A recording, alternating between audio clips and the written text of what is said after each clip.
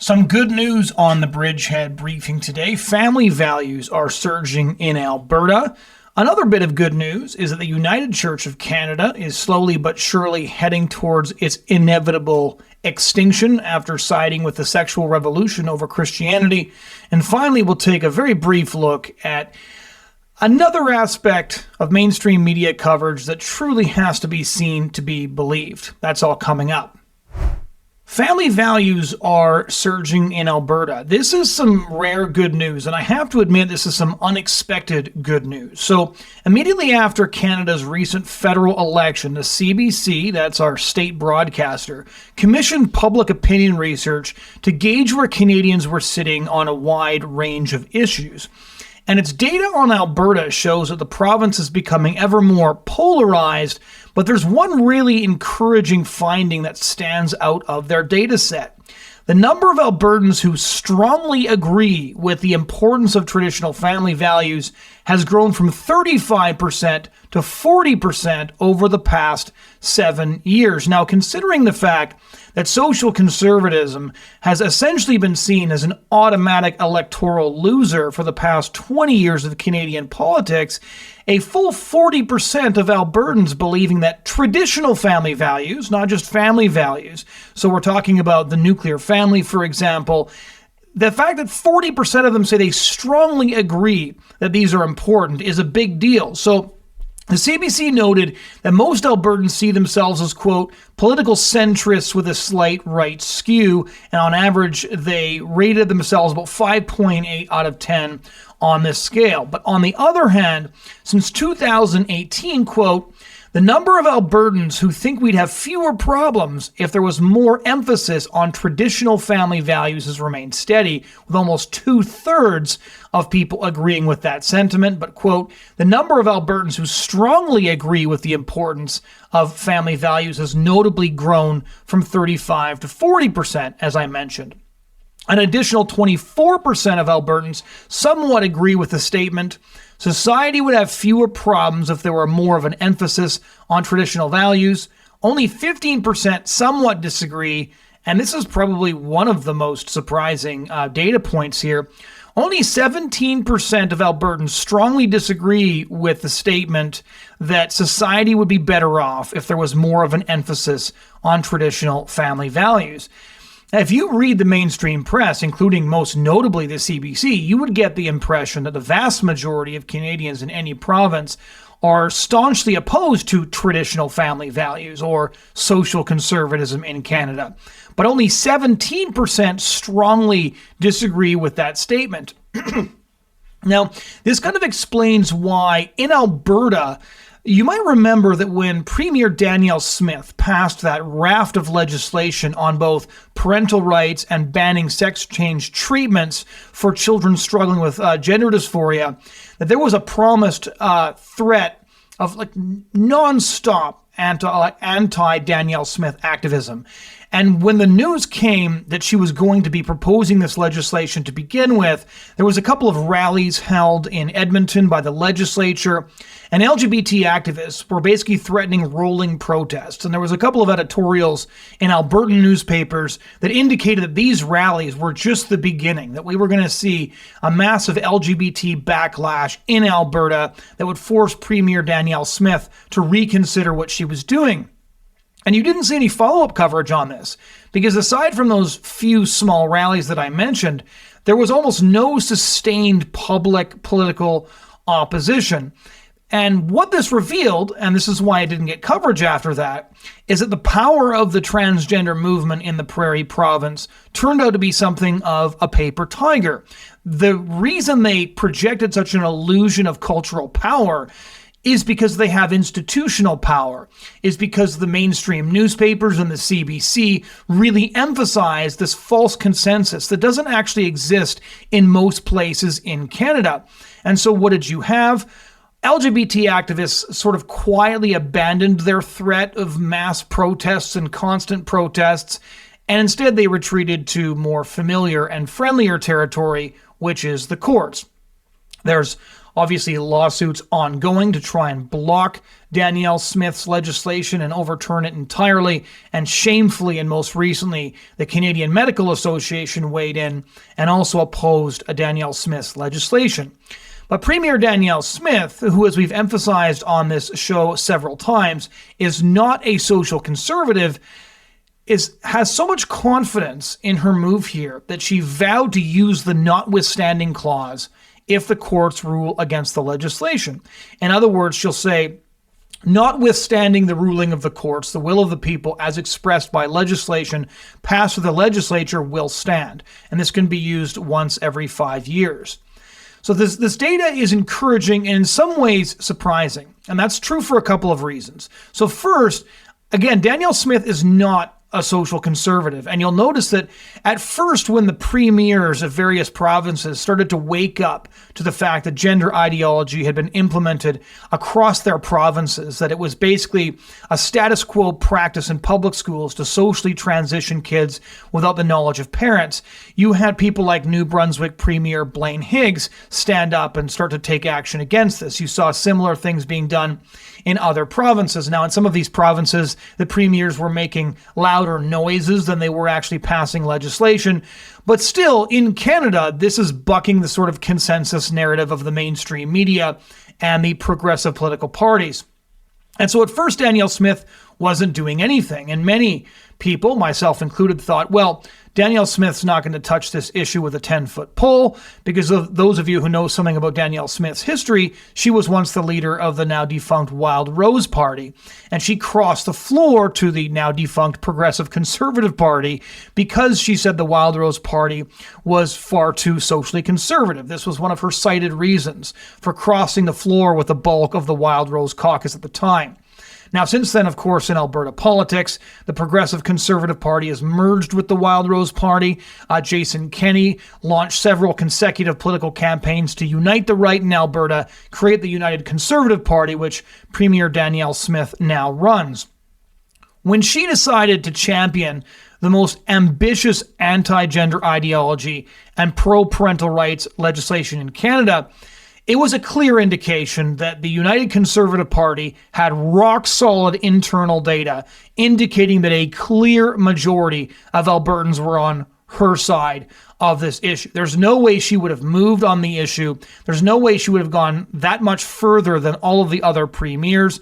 And there's no way she would have done things that are outside the realm of what a libertarian premier is usually willing to do if she didn't know by looking at data that she was going to win on this issue. And she has won on this issue. So at the UCP convention last November, Danielle Smith won a staggering 91.5% approval rating from the membership of one of the largest political conventions in the country. There were thousands of people there. And this single-handedly proved that fighting LGBT extremism in Canada is not only politically viable, but it can be a political winner. And I want to take a moment to emphasize that because we saw this play out in a couple of provinces. Now, in Ontario, Doug Ford, his education minister, made some friendly noises about supporting parental rights and things like that. But Doug Ford isn't really a conservative, and his government's basically done nothing on that file at all.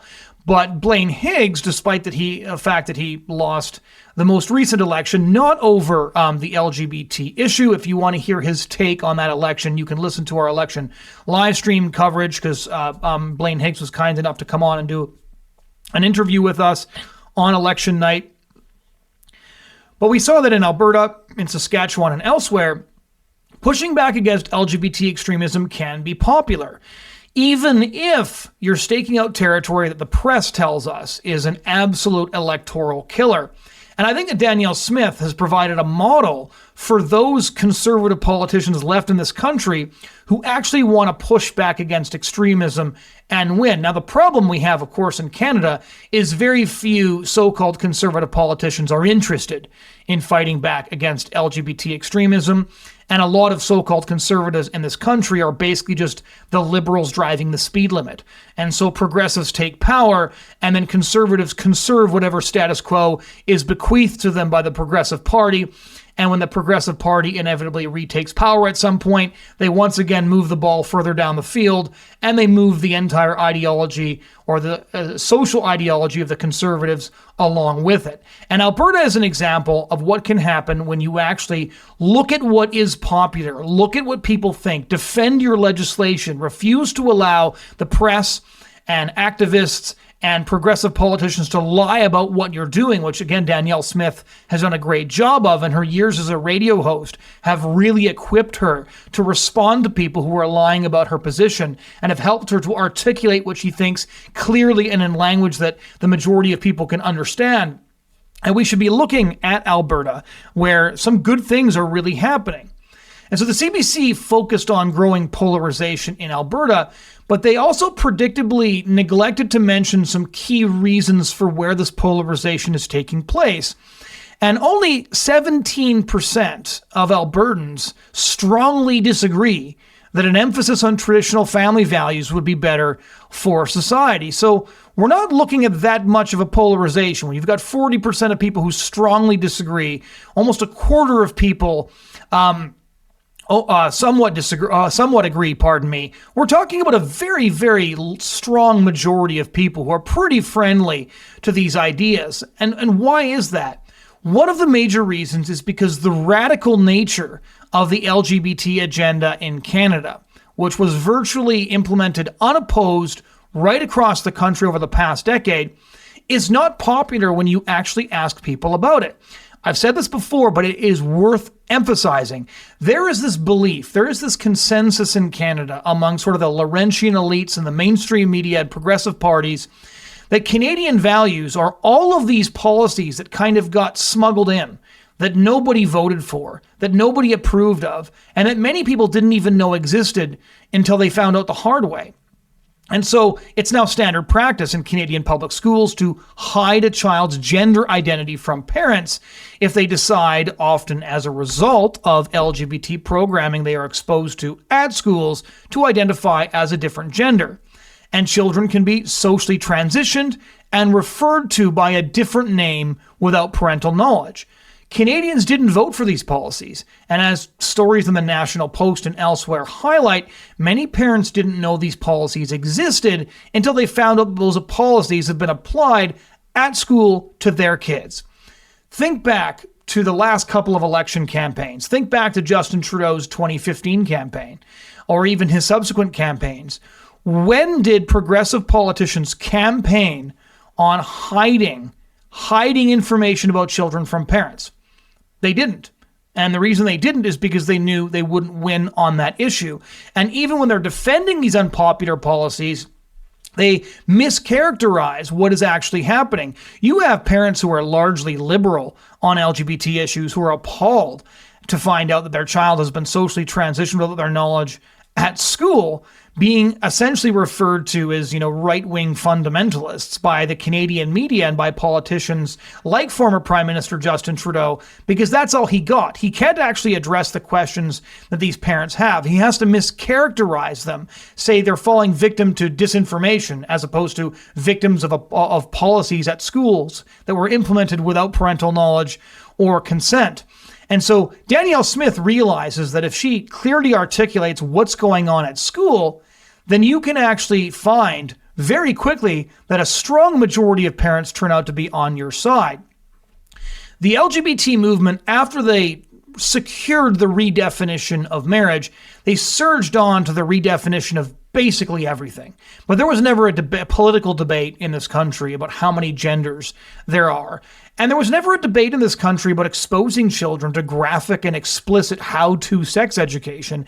And scarcely a week goes by in this country now without another story of students being exposed by activist educators to graphic sexual material, including, notably, recently in Alberta, where there's stories in the Edmonton Journal and the Calgary Herald of parents being horrified to discover that children are being provided graphic novels where there are explicit depictions of gay sex acts, and these books are being handed to very young children, and even parents who hold liberal views on LGBT ideology in general are often pretty unenthused to find out their children are being handed material that would have been considered pornographic by any previous generation. And so to some degree, this polarization is just a result of the fact that the LGBT movement has moved the so-called consensus so far to the left that there's a giant group of parents who are saying, I never signed up for this. I never knew that this is what they meant when they said tolerance and diversity. When I said I didn't care about them redefining marriage, I didn't mean they could hand my kids porn at school.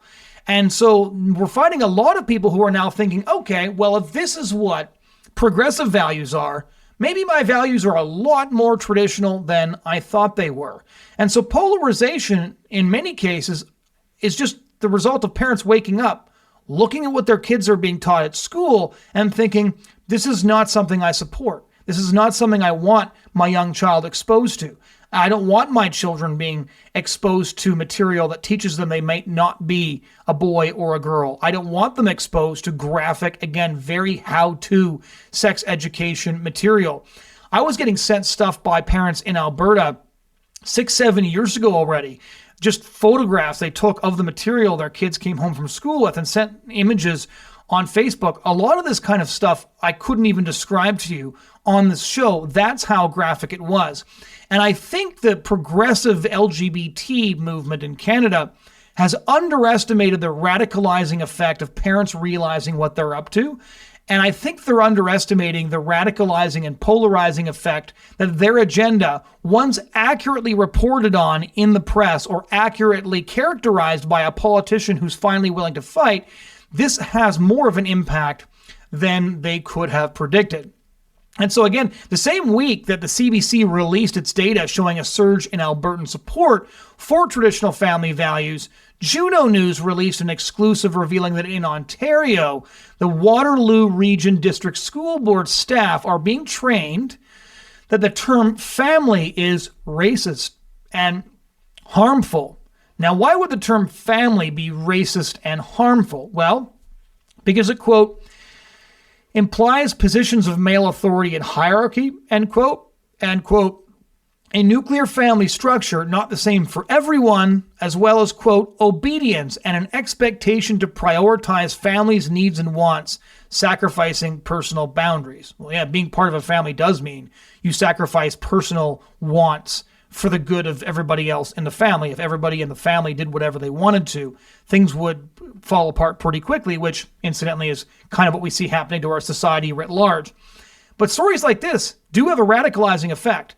When people find out that the term family is racist and harmful, suddenly they're reconsidering their support for a movement that they thought they were largely aligned with previously. That is not what it is safe to say what normal people think of when they hear the word family. And I use that term very advisedly. I don't think normal, average Canadians hear the term family and think racist and harmful. And in Alberta, we see people associate traditional family values increasingly with a healthy society they want to live in. And why? It's because the progressive LGBT activists who run this country have given us a good picture of what it looks like when they're in charge. Plenty of Canadians are just sick of social engineering going on in public schools and everywhere else. In Alberta, at least, they actually have a voice. And other premiers should grow a spine and considering doing what Danielle Smith has done in Alberta with, as even the CBC admits, an incredibly broad base of support. Why is the United Church of Canada dying out? Why is it going extinct? That's our second story for today. And again, I think it's quite a good news story. There was a great headline in the Calgary Herald on June 7. Because on June 10, the United Church of Canada turns 100 years old. And the Calgary Herald headline says, what's next? And the answer to that is probably nothing. As the Herald reported, quote, statistically, the UCC closes a church a week, and some predict it may be extinct within 15 years. The membership of the denomination is half of what it was in the 1960s, approximately 1.2 million people. And a fraction of those, by the way, based on other surveys, actually attend services. Because why would you get up early for church on Sunday morning, when all you're actually going to get is a sort of toned down version of what you'd get at any sort of pride event across the country, but with less booze. Many of the people, again, who claim membership in the United Church claim membership because they want to associate with a church, but a church that isn't really a church and doesn't associate with any of the fundamental teachings of Christianity. And a quick survey of realtor listings reveals many old United Church buildings up for sale. These are beautiful buildings. Real Christians should buy them and actually start using them for real worship. In Ontario, it's just kind of sad whenever I see it, but I see it all the time driving around for presentations. A lot of these old churches have been turned into trendy houses. People buy them and retrofit them as houses and put a loft in them. And that's because the churches can't use them anymore because their membership is either left or their membership is frankly dying out.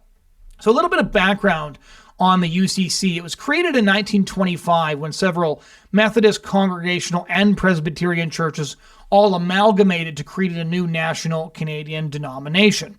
And as the Herald pointed out, it swiftly became a church that people claimed as their own, whether they attended Sunday services or not. That's even worse now. So it was the church a community would turn to for rituals when they no longer bothered to attend anywhere else. Funerals, weddings, baptisms. And the UCC, in other words, was sort of a utilitarian religious establishment for people who weren't religious, but still wanted to get their kids baptized, wanted to get married in a church. Again, the UCC, because it's sort of a heritage denomination, owns a lot of beautiful buildings. And so if you wanted to get nice wedding photos at a church and you wanted Pastor Francis to marry you, this is the church that you were going to go to. But the UCC has also served another national function, because it baptized and indeed helped to midwife the sexual revolution in Canada. The United Church of Canada has been actually one of the most destructive forces in our national history because it contributed vigorously to the breakdown of Canadian culture and the destruction of our heritage, but it did so while kind of being Christians in drag. They cosplayed as Christians. They had some of the trappings of Christianity, although even that is largely gone, while pushing for some fundamentally anti-Christian and insidious agendas. Even in my community in rural Ontario, it's very easy to identify a United Church building because they're festooned with so many LGBT flags that they kind of look like, a present at gay Christmas or something like that. And so the garish secular symbolism of cultural collapse is what you see whenever you encounter a United Church, especially during June.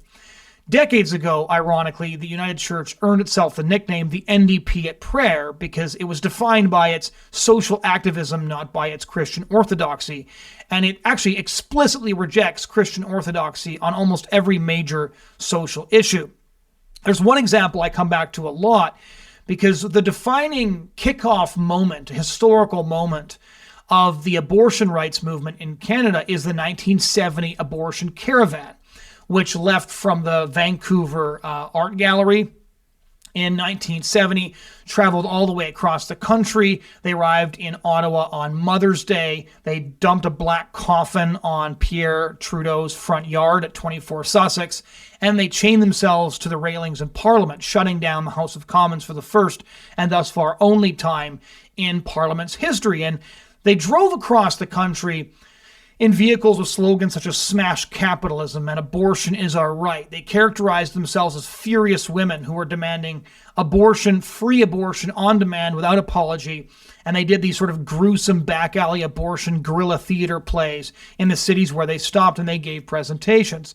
And they were assisted all across the country by the United Church of Canada, which even provided them hosting at several of the cities that they came to. So again, the sort of sacred cow of the Canadian abortion rights movement. There's been an entire book called The Abortion Caravan, written on this event, was assisted by the United Church of Canada, was sort of bloodily baptized by the United Church of Canada.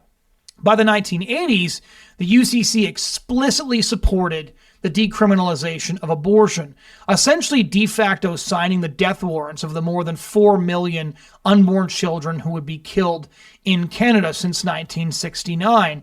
And as the sexual revolution evolved, the UCC evolved along with it. I'll give you one example. The gender, sexuality, and orientation section of their website currently states this, quote, We affirm that gender and sexuality are gifts of God and welcome people of all sexual orientations and gender identities. And then they take explicit aim at churches who still cling to biblical truth on matters of gender and sexuality. Here's what they write on their website. Even as we seek to eliminate sexism, misogyny, homophobia, biphobia, and transphobia, we know that we too are guilty of these forms of oppression. We acknowledge the roles that Christianity and religion in general play in such oppression. We hear the call to action to end all forms of discrimination. We acknowledge that the work of justice is not just about how we treat people who enter the four walls of our church, which isn't many, but what matters is how we treat people in the world. We are committed to journeying to where all people live in justice and peace together. So this struggle session is really not about the UCC. It's meant to indict all Christian churches who still hold to fundamental Christian beliefs. They're sending a message. You don't need to be Christian like that. You can be Christian like this, which is to say, not Christian at all. But they've fundamentally served as these sort of spiritual queaslings that allow the progressive government to say, we're not actually anti-Christian. We're anti-bigoted and hateful Christians. What we need is for Christians to be like these Christians, the United Church of Canada, the Anglican Church in Canada, these mainline denominations that are pretty much entirely collapsing and going extinct, and Michael Corn can turn the lights off when the last one closes its doors. And indeed, the UCC boasts about LGBT pastors who serve their shrinking flocks. So the minister of the Calvary Pastoral Charge in Kingston, Ontario, identifies as transgender, and famously in 2018, the denomination decided against, you could not make this up, defrocking an atheist pastor, Greta Vosper, who doesn't believe in God or in the Bible. Now, to be fair, Vosper could be forgiven for looking at the UCC and concluding this was the perfect place for her to serve because she represents the activism and the cultural influence of the UCC far better than any sort of lingering pretense of Christianity. Greta Vosper, at least, is honest about what she stands for, and I think she is quite a good representative of the United Church of Canada. So I wasn't too upset when I covered that case back in 2018, because I think that when people look at the UCC, they should look at Greta Vosper, a female pro-LGBT atheist pastor who doesn't believe in the Bible, that she is a really good microcosm of what the UCC has become. So as the United Church closes out a century on the slow but steady path to extinction, I think its collective suicide is probably best symbolized by one of their last remaining functions. As I mentioned earlier, they're a useful ecclesiastical idiot used by the mainstream press to demonize Canadian Christians who still hold to Christianity's teachings on sex, sexuality, and the killing of children in the womb. The UCC's compassion does not extend to children who are growing beneath their mother's heart. They support Canada's abortion regime, and so the UCC's version of compassion would allow a doctor to decapitate, dismember, and disembowel a baby just before birth. That is what they stand for. And no number of LGBT scarves and clerical garments can cover up the bloodstains of the ideology that they have baptized and informed several generations of their fading flock can be consistent with the teachings of Christianity. When the press covers the opposition of a church community to the LGBT ideology, they almost always get a quote from a usually female UCC clergy person to emphasize that the real Christians are on the side of the sexual revolution. We've seen this all the time. You'll see a church attract controversy because, breaking news, Christian church still holds to what Christian churches held to for 2,000 years, but the CBC doesn't want to look overtly bigoted. So what they'll do is they'll go down to, the lesbian clergy person at the pride flag festoon church down the street and say, what do you think about the bigots down the road? And they'll say the true spirit of Christianity is transgender blessings and pride celebrations. And the CBC quotes them and thus distinguishes real Christianity from fake Christianity, which of course is gaslighting, and the reverse of that is always true. But the good news is the United Church will likely not survive to celebrate its 150th anniversary. And if we're given life, likely all of us will live to see the death of the United Church. They can take comfort in the fact that they served the sexual revolution well, then their usefulness is at an end. Meanwhile, and more good news, a 2017 study by a professor from Wilfrid Laurier University revealed that the only Canadian churches that are still growing are those that reject everything that UCC stands for. That only churches that still hold to conservative theology are actually growing in Canada in the 2000s. And again, that makes sense, because in a culture where Christianity is demonized very often by the fake Christians at the United Church of Canada, you want a theology that you can hang on to both hands. And if you're going to get up early on Sunday morning to go to church, you actually want to hear the truth, not just a less cool, very aging version of what the sexual revolution was teaching decades ago. The media is at it again. Now, this is going to be a very short story because we very recently on this show covered the bombshell stories coming out in that new book on Biden's cognitive decline by Jake Tapper and Alex Thompson of Axios, detailing how the media covered up or just ignored or just refused to cover the story that we could all see unfolding before our eyes, which is that Joe Biden was not the Joe Biden he was 10 years ago, or even the Joe Biden he'd been 2 or 3 years ago. And so again, it really focuses on the aspect of the mainstream media we've come to expect, which is their direct challenge to us, the viewer or the reader. What are you going to believe, us or your lying eyes?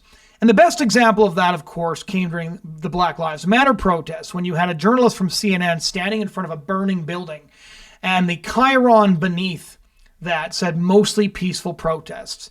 So there was a burning building and mostly peaceful protests. And I think that one screenshot kind of encapsulates the collapse of establishment credibility. Well, there's riots going on in LA, and now there's a new video clip that supersedes and replaces the mostly peaceful protests meme. It's worth watching it. I had to check various places to make sure this was real, because I almost, stupid me, didn't believe it when I first saw it, but here it is. Large group of people.